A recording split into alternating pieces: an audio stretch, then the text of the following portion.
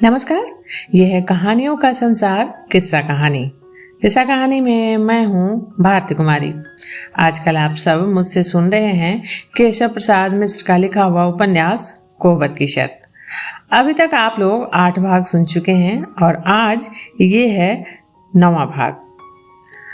और पिछले भाग में यानी 8वें भाग में आपने सुना गांव की होली का वर्णन था। असल में वो 60 के दशक के उत्तरी भारत के एक गांव के होली का वर्णन, अगर संक्षेप में मैं कहूँ तो फाग गाया जाता है, जोगीरा होता है और होली की छेड़छाड़ मस्ती होती है, चंदन कुंजा की छेड़छाड़ होती है।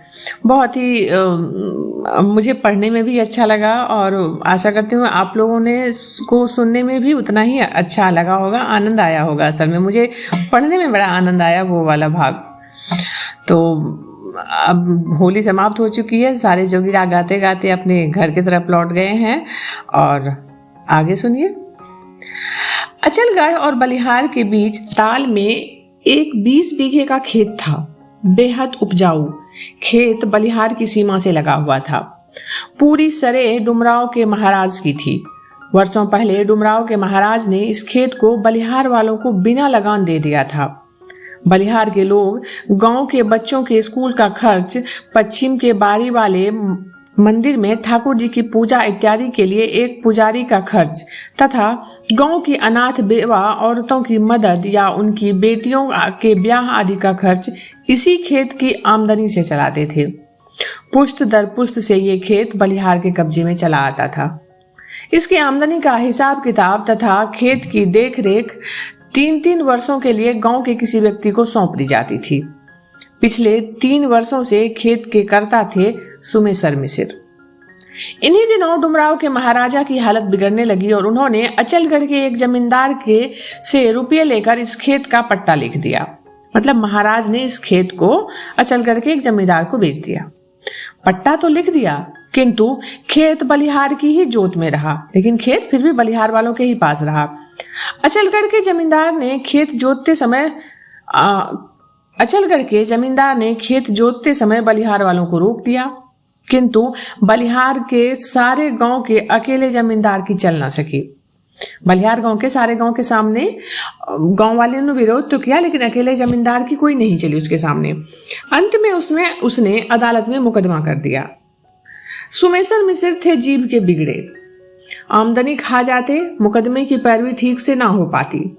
मुकदमा बिगड़ गया। 3 वर्षों तक किसी तरह खींचने के बाद बलिहार वो मुकदमा हार गया। अब आगे क्या होना चाहिए, इसी पर विचार करने के लिए गांव का बिटोर हुआ। भनक मिली थी कि आषाढ़ में अचलगढ़ वाला जमींदार खेत पर हल चढ़ाएगा। इसी बीच अपील हो जानी चाहिए, नहीं तो मामला बिगड़ जाएगा। बिटोर में बूढ़े अधेड़ जवान सभी जुटे। सुमेसर मिसिर के पिछली 3 सालों के खेत की आमदनी मांगी गई तो बताया कि आमदनी वाली बही कहीं खो गई है। बड़ी खलबली मची। लोग सुमेसर मिसिर के खिलाफ बोलने लगा कि झगड़ा बढ़ेगा। काका इसी समय खड़े होकर बोले, बही मांगने से अब क्या होगा? ऐसे आदमी को ये काम सौंपना ही बड़ी भूल थी। अब जो हुआ सो हुआ। हुआ सो हुआ कैसे? अपील का खर्च कौन देगा? गांव वालों ने कहा। खेत की आमदनी से मिलने के बाद जो कमी होगी उसके लिए चंदा लग जाए। लोग ये सुनकर किसी तरह चुप हुए, लेकिन बाद में कुछ लोग बोले, अगर अचलगढ़ वाला खेत पर कब्जा करने आया तो मौके से अपील हो जाएगी तो वो नहीं आएगा। काका ने अपना तर्क दिया। और आ ही गया तब का तब देखा जाएगा। अभी तो जो आगे है इसका निपटारा होना चाहिए। बिटोर में आए हुए लोग इसी बात पर एक राय होकर उठ गए। काका अपने खंड की ओर लौट गए। यह भी हंसी जाने कैसे पड़ोस के मीनापुर के यहां चली गई थी, तब जब काका वो जीवित थी। खा पी कर दरवाजे के आगे पीठ सेंक रही थी। 6 महीने की गर्भवती बिहंसी पास आंचल फैलाकर रोने लगी थी। पास बिठा काका वो गांव घर जात और रोने का कारण पूछ गई। रोती हुई 35 साल की बिहंसी ने बताया था कि 2 जवान बेटे हैं, सभी ने घर से निकाल दिया। आदमी को मरे 2 वर्ष हो गए और बिहंसी ने काका बो के सिर पर पैरों पर सिर टेक कर अपना फूला हुआ पेट दिखा रहने की शरण मांगी। काका वो पिघल गईं। जाति की कुर्मी उस बिहंसी को अपने घर में शरण दे दी। गोईठा वाला कोने का घर खाली करके एक बसखट दे दी। बिहंसी रोज काका बो के चरण धो धो कर पीने लगी। कुटौनी पिसौनी के से खाने भर को मिल जाता, कमी काका बो पूरी कर देती। काका बो की दया और उपकार से बिहंसी इसी गांव में बस गई। 2-3 महीने के बाद बिहंसी को एक लड़का हुआ था। काका बो ने अपनी पुतोहू की तरह बिहंसी की सेवा की, किंतु हफ्ते भर बाद नवजात मर गया। काका बो तो दुखी हुई, किंतु बिहंसी को खुशी हुई। झंझट से फुर्सत मिली। उसके बाद बिहंसी ने अपने घर को लीप पोत कर संवार दिया। गांव घर के लोगों के काम काज मेहनत से करने लगी। लोगों के बेटों बेटियों के ससुराल तीज त्योहार पर करनी लेकर जाने लगी। ईमानदारी इतनी थी कि गांव भर के लोग बिहंसी को ही खोजते, जिससे लगभग साल भर वो इस काम में व्यस्त रहती।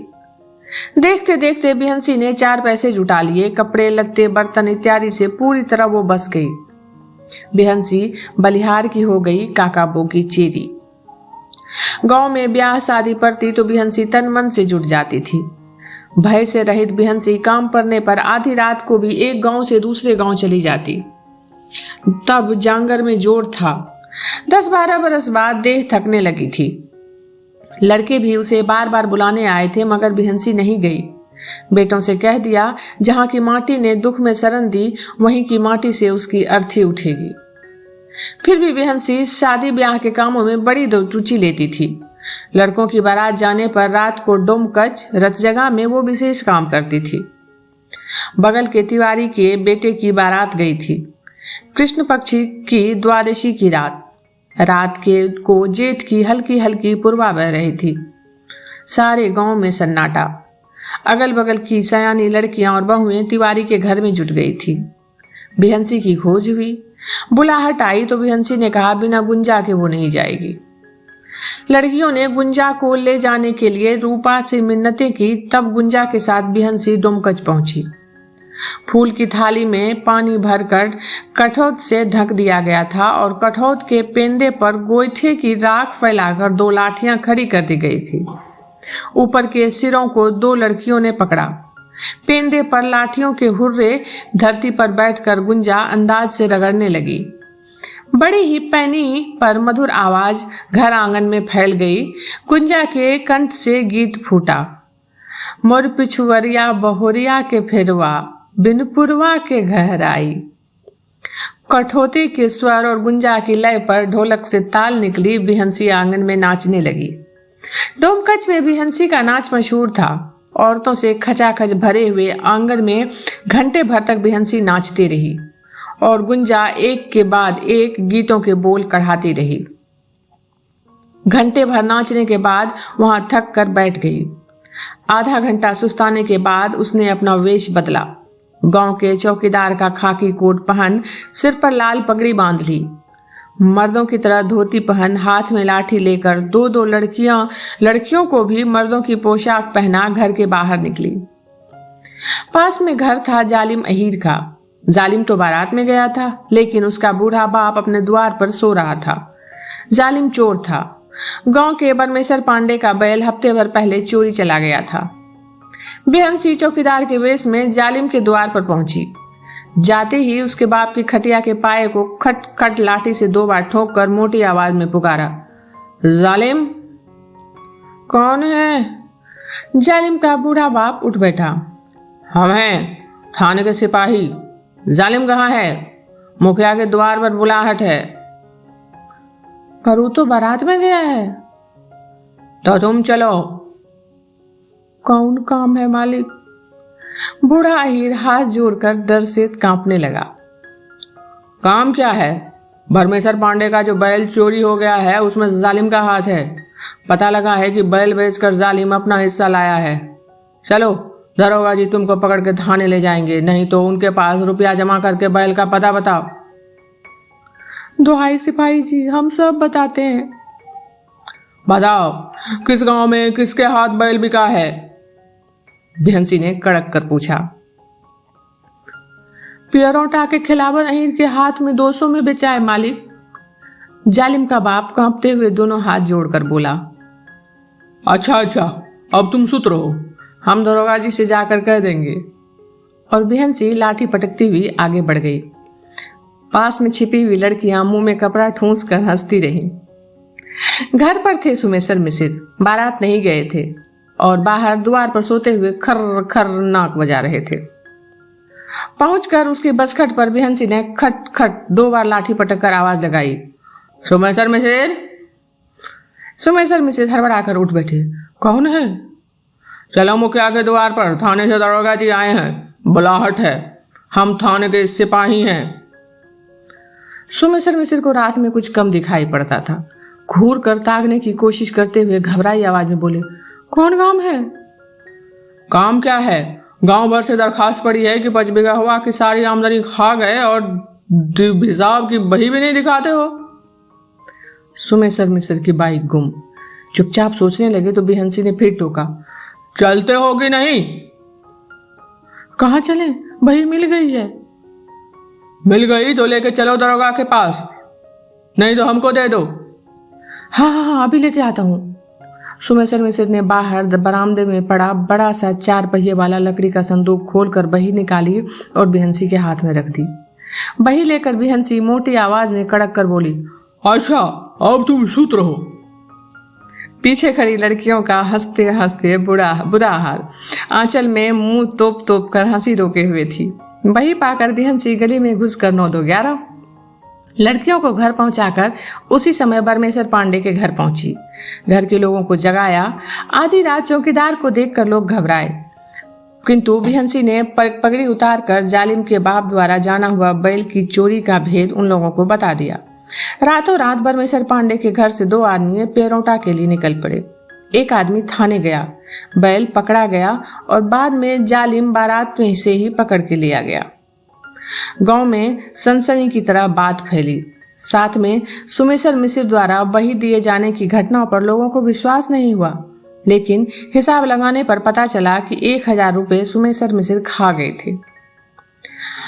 यहाँ पर मैं रुक रही हूँ। यहाँ जो चर्चा सुनी हमने डोमकच नाच की, ये उत्तरी भारत में खासकर बिहार और यूपी में, बिहार और उत्तर प्रदेश में ये होती है।